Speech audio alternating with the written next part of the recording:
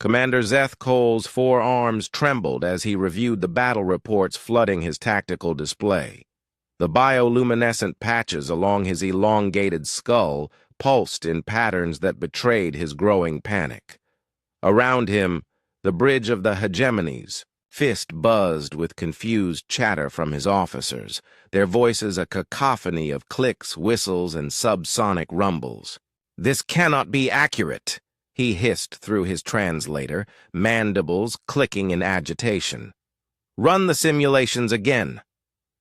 His tactical officer, a diminutive Velk with 6 compound eyes, manipulated the holographic display with nervous precision. "Commander, I have verified the data 17 times. The readings are correct." The display showed the aftermath of what should have been a routine subjugation.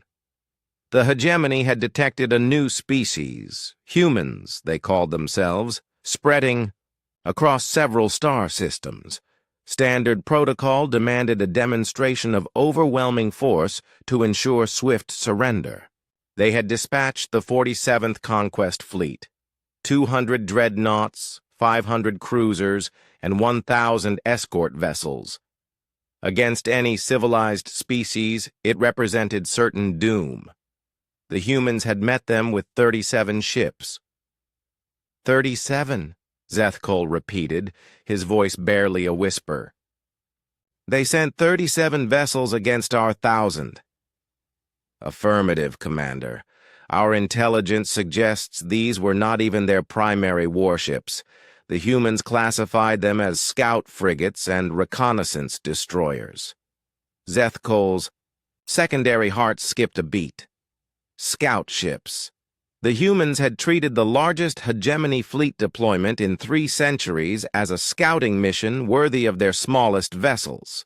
The tactical display showed the engagement in horrifying detail. The human ships, sleek angular things that barely registered as threats on hegemony sensors, had moved with impossible coordination.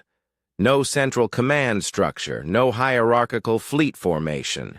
Each vessel operated as an independent entity, while somehow maintaining perfect tactical awareness of the whole. "How did they coordinate without quantum entanglement communicators?"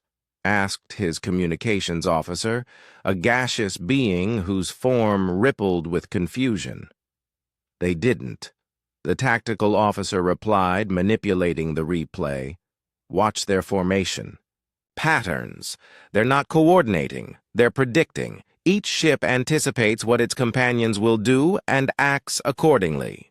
Zeth Cole watched in fascination and terror as the human vessels danced through space.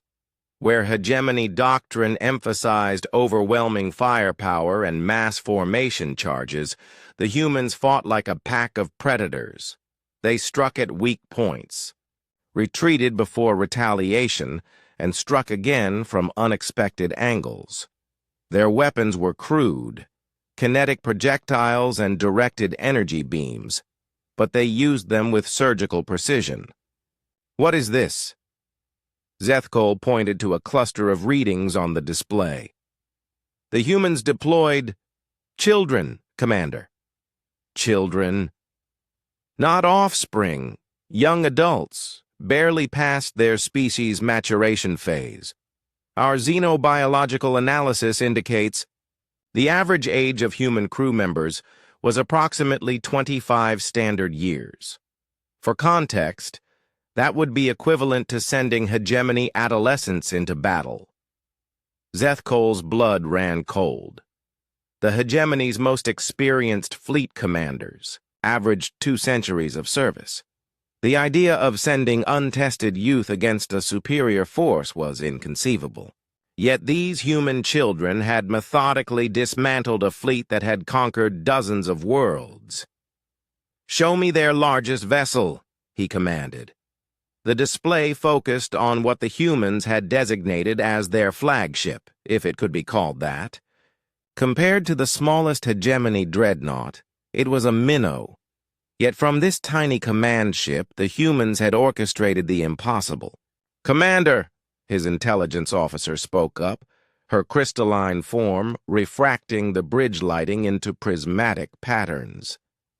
"We've intercepted human communications from the engagement." "Play them."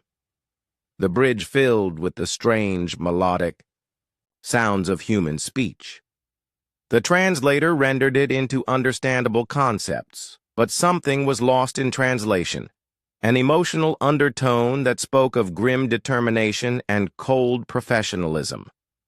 "Contact! 3 hegemony dreadnoughts moving to intercept Alpha Squadron." "Roger that, Actual. Beginning attack run. Remember, kids, this is just practice for the real thing." "Copy, Phoenix Leader. Save some for the rest of us." Practice. Zethkol's primary heart stopped entirely for several beats. They had called it practice. "Intelligence analysis of their homeworld and colonies now," he barked. The display shifted to show human space. What Zethkol saw made his species' traditional war cry die in his throat. Every human world bristled with defensive installations. Massive shipyards orbited their stars, producing vessels that dwarfed even their scout ships. Military academies trained millions of officers. Most terrifying of all, their industrial capacity suggested they could replace their entire scout fleet weekly. "How many ships do they have in total?" Zethkol asked, though he dreaded the answer. "Conservative estimates place their total fleet strength at 40,000 vessels, Commander." "But, sir—" The intelligence officer paused, her form flickering with uncertainty. "Their industrial data suggests they're building more. Much more. They're expanding their fleet by approximately 15% per standard year." "Why?" The question escaped Zethkol before he could stop it. "Why build such a massive military if they're not conquering other species? According to our analysis of their cultural transmissions, they appear to be preparing for something they call the next war. They believe conflict with other spacefaring species is inevitable, so they must always be ready." Zethkol understood, and the understanding terrified him. The hegemony conquered because they could. Humans built fleets because they assumed someone else would eventually try to conquer them. They had turned paranoia into doctrine and preparation into religion. "Commander," his communications officer interrupted, "we're receiving a transmission from the human fleet." On screen, a figure appeared, bipedal, like many species, but with predator's eyes set forward in its skull. It wore no elaborate uniform or decorations of rank, just simple military attire. When it spoke, its words carried the weight of absolute certainty. "Hegemony vessels, this is Captain Sarah Chen of the Terran Survey Corps. You have violated human space and attacked our ships. We are prepared to accept your unconditional surrender. You have 5 minutes to respond before we consider this matter settled through force." The transmission ended. Around the bridge, Zethkol's officers looked to him for orders. Outside the viewports, those 37 human ships hung in space like patient predators. "Survey Corps," Zethkol whispered. "They sent their exploration fleet against us." He thought of the thousands of human warships waiting in their home systems. He thought of their young crews, treating this battle as training exercise.